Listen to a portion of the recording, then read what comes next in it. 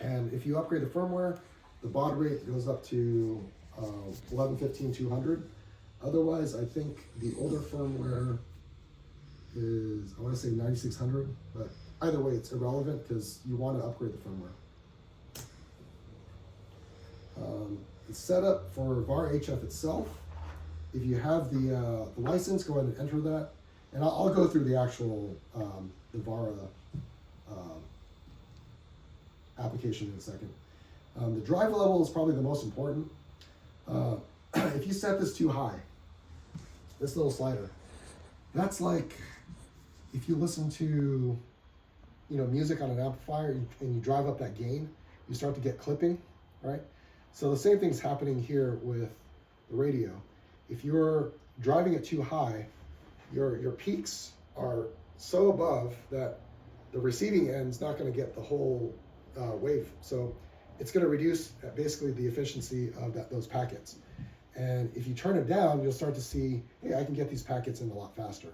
So you kind of have to play with it. And I found the sweet spots around like minus 20 dB to 18.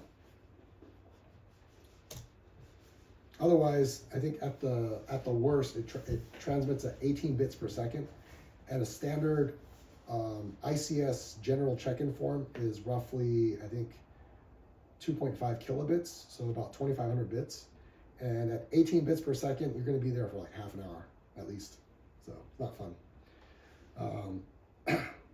So the other thing is, because this radio is limited to the five frequency bands, you might want to limit it if you're using a radio without the tuner to the bands that your antenna is resonant on. Otherwise, you might risk burning out the PA circuit on the radio.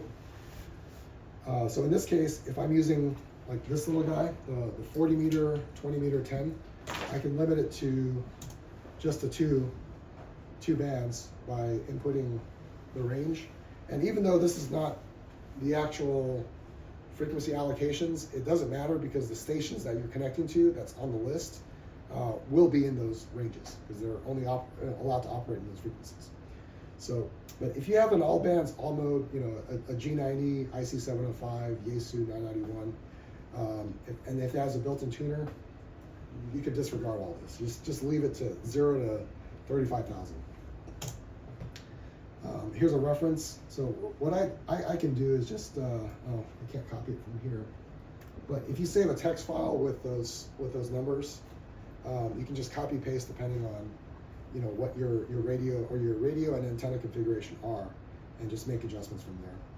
So sometimes I'll put a tuner and just open it up to in this case I will have to confine it to the bands that's available. Otherwise, if it starts tuning on, let's say, well, I guess I won't do 17, but let's say there's a frequency band that the radio doesn't support, you want to exclude that. So specify your ranges accordingly. Now, another tool, are you familiar? Anyone familiar with FT8, WSJTX? Maybe not. Okay, so that's another digital mode. It's a low power mode that a lot of people like to make digital contacts with, and it's kind of boring in a way because you sit there, click a button. It actually does the entire CQ sequence. It transmits. If someone else can hear you, they'll automatically reply, and you kind of do the whole contact that way. But there's like no involvement on your part, right? So it's like, what's the point? But it's actually a really good tool to test your setup, so that maybe, if anything, it gives you an indication of which bands are open, and then maybe you can start doing your voice contacts. But for this case, when you run it, it'll get, actually, let me just run it. Why not? So let me close this out.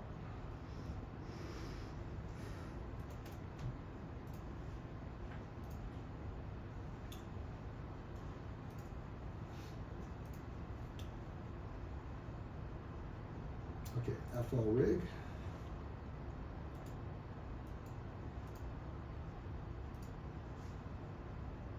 All right, it's good to go. And I'll load WSJTX.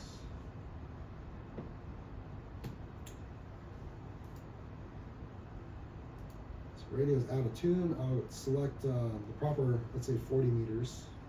Now, what's important with WSJTX, your time on the system is crucial. If you're not in sync, you may not be able to decode packets as they come in. So I use this tool called BK TimeSync, and I'll sync now. So it's off by a little bit, but it would have been okay. So I'm gonna close it. 40 meters during the day, probably not much going on, although it doesn't seem like I'm getting any audio. Let's see, connected. Antenna's good. Oh, it's tuner turned off. Okay. There we go. I'll switch it to 20. So when I do that, the cat control will automatically switch the frequency. And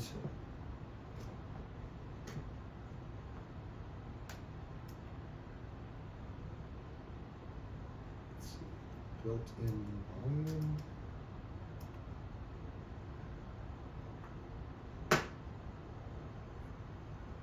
You can kind of hear, that's what the FT8 sounds like. Sort of. Oh, you know what, let me tune it. Maybe he can hear it. Yeah. You can kind of hear Not it. with my hearing. Yeah.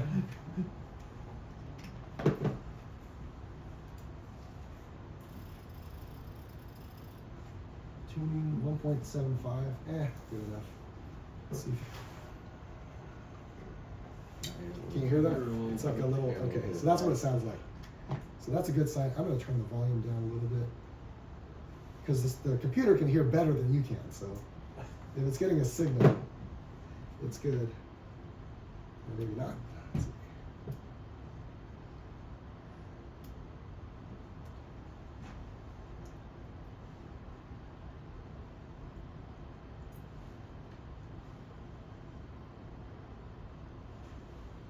Still at 175. Should be good. There we go. So here you see two people calling for CQ. Now with a QRP, if I go CQ, there's a chance that the receiving end might not hit me. So that's fine, because what I'll do is I'll just enable the TX, and it goes in intervals of like 15 seconds, and then 50 seconds on, 15 seconds off. So I'll just let that run for a second, take a little break. So when you're calling CQ on that, you're just looking for an RMS station? No, this is WSJTX or beacons. So for a beacon to a station to Yeah. connect? Not even connect. This is just to see. I'll show you in a second, like what the effect of this is, because I'm calling CQ. Other, in fact, there's a waterfall display right here. So this is the FT8 like bands. You'll see there's activity on this subset of the frequencies. I may want to set mine where it's open. Set the TX and RX offset here. So when I CQ, it's going to be within this area here. And everyone can hear this. So you're blasting out the signal. Other stations are going to be basically, when they're receiving, they're going to hear all this stuff and decode these messages here. So this actually indicates that my antenna is working pretty well. So when I'm CQing here though, what I'm going to look for is the results on this tool called PSK Reporter. So we're down over here. I'll set this to 20 meters because that's where I'm transmitting at. Plug in my call sign and hit go. So right now, no one's hearing me. But once you start seeing like times, I guess, on, let's see, where are we? So I've called about 5 times. There you go. So I got 2 hits. So one in looks like Salt Lake City and one in San Francisco area.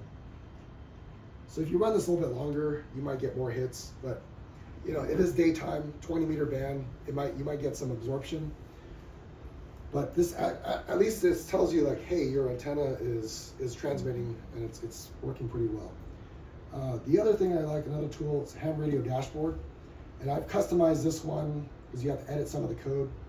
It's got my call sign, grid square, and these are the Temecula, or at least SoCal locations. If I go into like the radar, it'll pull up the Temecula weather. So you can actually edit some of this stuff to kind of cater it to your region. But what's nice here, it's like one place for the HF propagation. You might have seen this on the UZ7HO website, this guy here. So this will tell you like what the solar flux index is. And right now it's decent. When we were getting like, I think good solar activity months ago, this was like in the 300 range. So we're in a I guess high solar cycle where the low, I mean, it's great for amateur radio, especially for HF, because you can propagate some of these signals to like New Zealand off a little QRP, radio. Anyway, so solar flux index, the K index, I think that's the index for when they're like the auroras.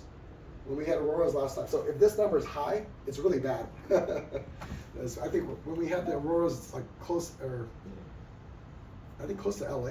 Yeah, if you had a camera, you can actually see the auroras in the sky, right? I think at that time the K index was like 8 or 9, and anybody on ham radio, they're like, forget it, I'm packing up for the night, so it doesn't work. What else is good for here? Lightning isn't too relevant for us. I don't know, out in Lake Skinner, do you guys get lightning? I know Elsinore. Yeah, once in a great while. Yeah. So that's good to know. Go around unplugging everything. Yeah, exactly. Yeah. If you're out doing like parks on the air and there's lightning coming in, you probably won't. Well, so the caveat is this tool is great when the internet's working because all this information is being pulled from the internet. So is PSK Reporter. Let's see. I get more hits. It's possible that no one's playing on these bands. I can try. Let's see, that's capable 40. Can't go to 10. Okay, so Yeah. on the HF, when you're trying to contact with a station, you're trying to, if you're transmitting, you're just going peer-to-peer basically with them? It'll be automatically connected. Yeah. But if you're trying to get a message out to go to the internet, are their stations? Their station's connected. That are connected, Yes. so that they can forward the message then? Yeah. But they're not necessarily always active. No, they're you say- listening. They're listening. They're listening, Yeah. so it's just like a regular RMS station. Exactly. Yeah. Except they might have like an all bands, all mode radio. Yeah. Which they may be listening on more than one Oh, frequency band. so they could be on Yeah. a different band, okay. Yeah. However, so That's, the importance of this is with HF, because of the propagation. Oh, that's a good one. Let me bring this up again. There is, let's see, where is it? Right here. So this one shows you which frequencies are being absorbed by the atmosphere. So in this case, where we are right now, see, if nighttime, no absorption. Right now, we're, I guess, like blue purple, so it's absorbing. Wait, is that right? Highest frequency affected. So yeah. So they will be absorbing these higher frequencies because of the solar. So that's a good tool. But yeah, too, what you were asking earlier, the HF gateways that are out there, yeah, they may be operating on different frequency bands. so, And it has to be, the cat has to be searching and finding Mhm. which But- ones are active on the band that Yeah. you're transmitting on at that moment. Yeah. And it's possible that that station may allow for multiple frequency bands throughout the day, but based on the propagation, the solar flux index, it can automatically say, I'm just going to turn off 10 meters, 50 meters at night and switch over to 40 and 80, Yeah. right? So there's a lot of automatic stuff, in play. So if you have the cat control, you don't have to worry about it. If you don't have cat control, you're gonna be looking. Not only looking, it's complicated because they publish the, I think, center frequency and the actual frequency that it's operating on. I may have this mixed up. It's one or the other. Whatever they publish on, that's actually not what you tune to. So it's kind of confusing, which is why when you have a cat control radio, this is like set and forget it. You just hit auto connect and it'll find the best path. So going back to this PSK reporter, from here you'll actually get like the bearing of which direction that you might be most successful from. So when I go back to VARA, so I'll go and close out WSJTX. That map you just showed where all the hits were, Uh-huh. you're getting that over the internet. Yes, yes. Right? So if your internet was down, Is you would down, be able to right? see that. Exactly. Yeah. But this is like one of the tools you want to use when everything's up, you know, on a good day, to test, you know, your antenna setup. More importantly, because if you can get a good, decent working antenna that's proven, then moving forward, you know, you deploy that, you'll have confidence in your equipment. So Well, do that now. and if you're setting up for a station at home and setting up a semi-permanent antenna, Mhm. you might be wanting to aim for a certain region. You could, however, there's the magic of HF of unpredictability. So it's a kind of a hit and miss, which is why it works really well for regional MCOM, but for DX, you know, for longer distance contacts, there's a lot of unpredictability. But with regional stuff, because of that NVIS, the near vertical incidence, it's going to scatter closer than it goes. You know, when it goes out farther, it's going to get absorbed somewhere if else. you're trying to connect for connecting in our region here, that NVIS is going to be your optimal connecting us together. But if you're trying to reach out because we don't have internet at all, you know, if internet's out for Southern California and we're trying to reach out, then if you have a home station and you know that you can normally hit Utah, you know, northern Utah, Idaho, Colorado, and that area, having an inverted L aimed in that direction would be what would be your optimal. And the inverted L, the nice thing is when you do that L, you can kind of rotate, you know, the top portion in different directions, and you get a little bit of directionality. Not on a day-to-day basis, but when you set it up. When you set it up, yeah. So on a day-to-day, that's well, in an MCOM situation. Yeah, you and may an wanna be MCOM, able if to you're out in the move field trying, you could orient it, but if you're setting up at home, a permanent trying to antenna. do the inverted L and pointing it kind of northwest to that region there, instead of trying to go directly east, or not northwest, northeast, because if you were going directly east, you're gonna have to reach out farther across the country, but northwest or northeast is a little bit more concentrated up that direction. So when I set up this guy, Because of all the people up in Idaho and it takes me about maybe 10 minutes to set this guy up, maybe less. It comes with a little connector, and I buy like a pack of these when I make my other antennas. I use the same thing. So I'll just loop this through and then roll this out, connect my coax, and just feed this up. And either stake this to the ground. They have like a fishing rod holder that you can just jam in the ground. This fits perfectly in that. You can get those on Amazon for like 15 bucks. Other options, if you buy this kit, they sell like a guy kit.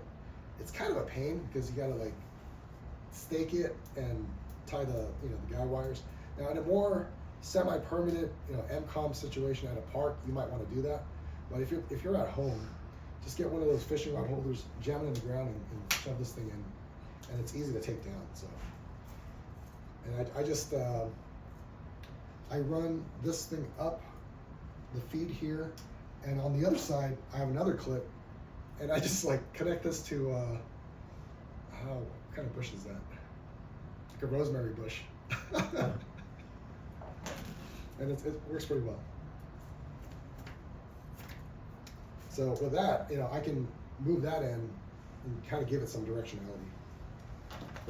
So in your travels, have you seen any of the other counties or the state have similar efforts to set up a HF network? So not in my travels, but on the VARA forums and like various forums that deal with MCOM. Actually, the WinLink forum is actually a good resource because a lot of people that are on the WinLink forums or the Google group, they are working towards these efforts, right? So there's a lot of other EOCs. In fact, there's an EOC in the Oregon area that is trying to address the same problem that we are running into. Or actually, they've addressed the same problem, but it involves setting up That RMS the state gateways. doesn't care? State doesn't really care. It's really the regional, yeah. Now you know. But I'm asking that mainly because in any disaster situation, we have to do these Mother May I connections in order to get any assistance. Mhm. We got tons of assistance less than 20 miles from us. But technically, we have to go through the county, then to the state, then to the nation, and then the national can tell the guys that are right over the hill Yeah. to help us out.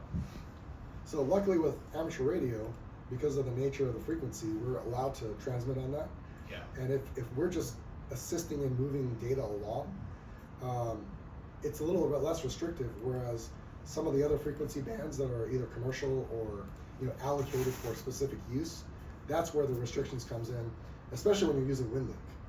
So technically, WinLink you're not supposed to not supposed to use it on GMRS, but in an emergency situation, if that's all you got, go ahead and use it, right? With the amateur side, if you follow the Wave Talkers, they're up in Ventura County. They do a lot of the MCOM for that region. They do work with the EOCs and the emergency management within that county a lot.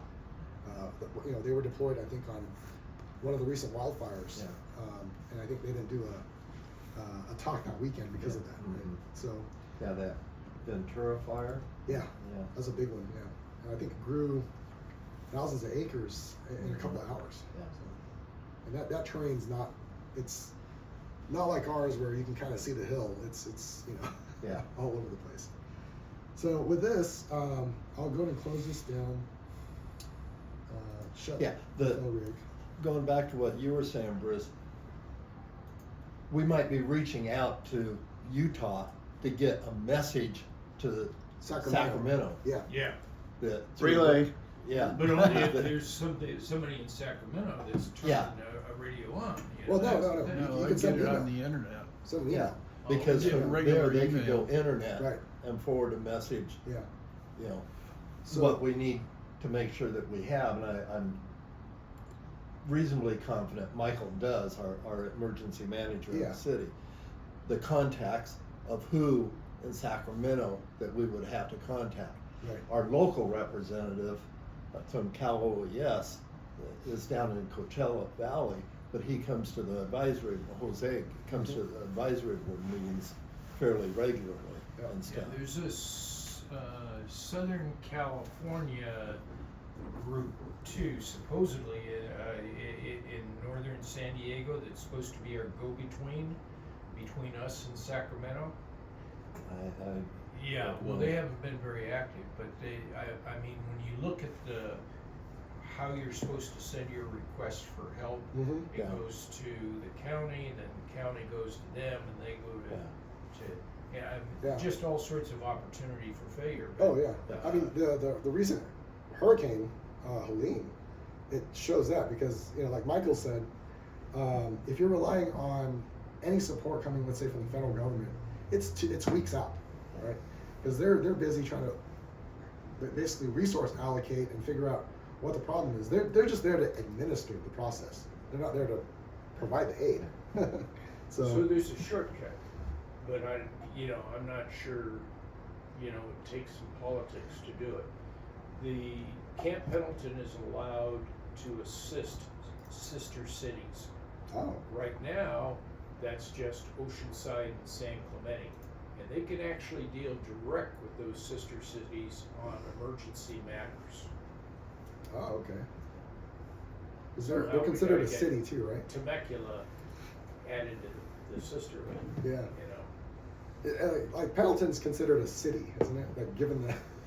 I'm not Well, sure. no, but I Yeah. mean, under their federal restrictions, Hmm. and technically the Pentagon has to tell them Yeah, they have to order who, them. where, yeah. what, and Right. why. But they're allowed to do direct communications with any cities that are adjacent to them, you know, like Oceanside or San Clemente. I think we actually get pretty close to bordering them. Well, that would be That'd be my Volvo. argument. Yeah, You through know, the we're Volvo. close enough. We Yeah. can block your traffic through Duluth gates, so Yeah. let's talk. Yeah, I'm not absolutely certain, but I think Michael does have somebody that he's talked to That would be about great. some of Okay. that connection. Yeah. We can check with him, but I think that there might be. Yeah. And I think